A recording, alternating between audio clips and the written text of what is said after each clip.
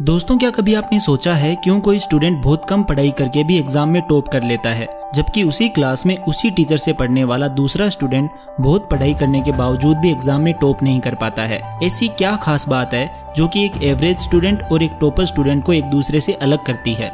बहुत सारे लोग उम्र निकलने के बाद ये कहते हैं, काश मुझे ये बातें अपनी स्कूल लाइफ में पता होती तो मैं भी एक टॉपर स्टूडेंट होता। बट ब्रो, डोंट वरी, मेरे यानी मिस्टर प्रोटोन के होते हुए शायद आप ये बात कभी नहीं कहोगे, क्योंकि आज के इस वीडियो में मैं आपके साथ वो सीक्रेट या कहीं तो वो सारे रहस्य उजागर करने वाला हूँ जो हर एक टॉपर स्टूडेंट अपनी लाइफ में जाने अनजाने में उपयोग करता है।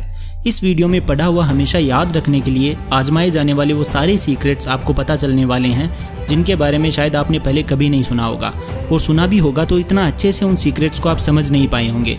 तो क्या है वो 3 तरीके जिनका उपयोग करके आप पढ़ा हुआ हमेशा याद रख सकते हो? जानने के लिए बने रहना वीडियो के एंड तक। तो दोस्तों, मेरा नाम है mister proton, so let's begin.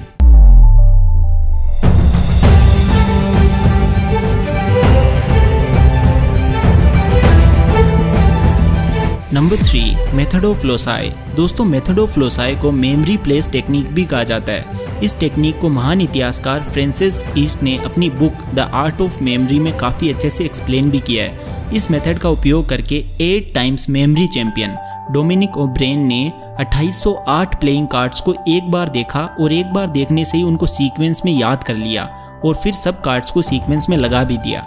ये बात सुनकर आपको ये पता तो चली गया होगा कि मेथड ऑफ लोसाई इंफॉर्मेशन को याद करने में कितना कारगर साबित होने वाली टेक्निक है।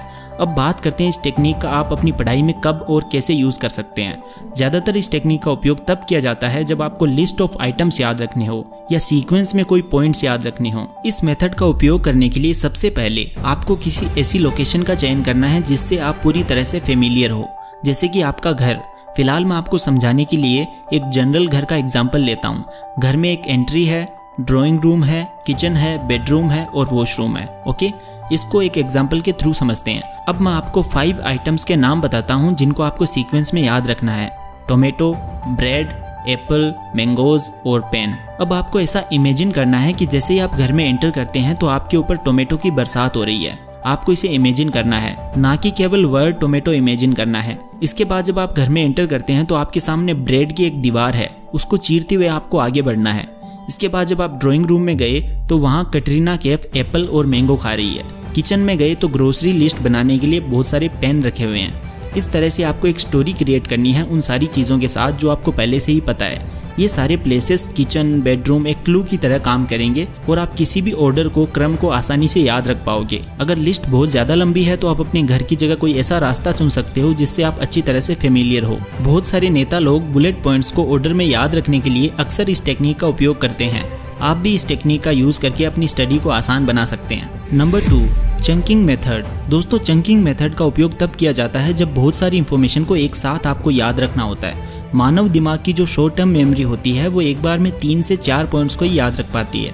मान लीजिए कि आपको पेट्स में रैबिट, डॉग और कैट्स को याद रखना है। फ्रूट्स में आपको बनाना, एप्पल और मैंगो को याद रखना है, और वेजिटेबल्स में आपको पोटैटो, टोमेटो और कैरेट्स को याद रखना है। तो सबसे पहले आपको पेट्स में रैबिट, डॉग और कैट को याद करना है। उसके बाद आपको ये जब तीनों याद हो जाएं तो उसके बाद फ्रूट्स में एप्पल, मैंगो और बनाना को आपको याद करना है।